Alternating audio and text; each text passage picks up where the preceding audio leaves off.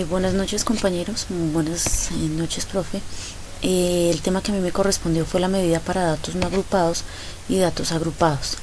En la investigación que realicé y leí del módulo 1, nos encontramos que los datos no agrupados son el conjunto de observaciones que se presentan en su forma original tal y como fueron recolectados, para obtener información directamente de ellos.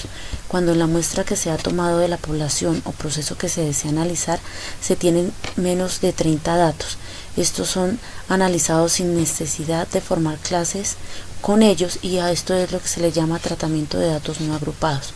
Un ejemplo sería que, por ejemplo, necesitamos saber las edades de los alumnos de 802 del Colegio La Salle, donde están 45 alumnos entre niños y niñas. Ellos están en sus pupitres y tal como están se toman sus datos, las cuales nos dan como resultado. Y acá aparecen todos los datos que nos mostró esta consulta. Acá de una manera más clara vemos que los datos no agrupados son tal como se recaudaron en bruto, es decir, no presentan clasificación, no se genera ninguna tabla de frecuencias ya que no tienen mucho sentido. Hice un ejemplo acá en una tabla conforme estaban sentados y conforme dieron las edades, entonces como nos podemos dar cuenta no nos genera ningún tipo de información que nos sirva el hecho de tener las edades de ellos tal cual están ubicados en el salón. Esto nos generaría también, por ejemplo, para saber, digamos, los números de empleados, de las edades de los empleados de una empresa, o el rango de valores que nos puede recibir un banco, teniendo en cuenta los billetes que reciben a diario. Esto no nos da, digamos, mayor información, así que no tendríamos como mucho control de esta información.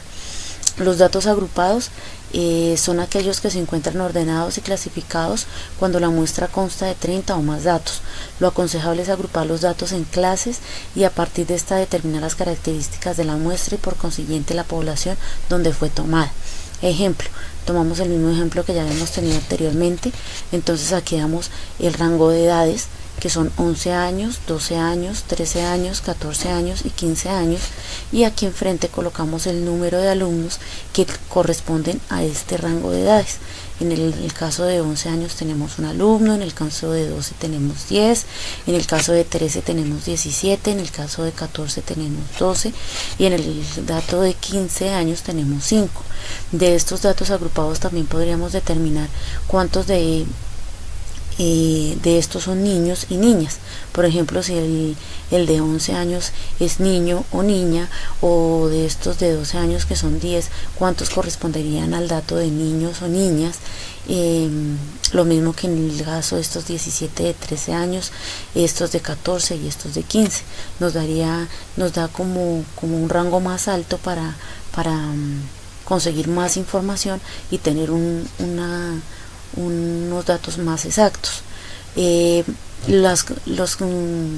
Los objetivos más importantes de estos es resumir la información. Si agrupan los datos, esto quiere decir que se pueden clasificar en forma coherente y lógica. La agrupación de la información puede ser simple o mediante intervalos o clases.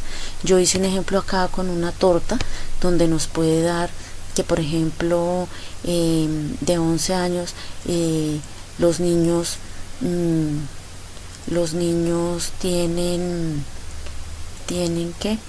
tienen un porcentaje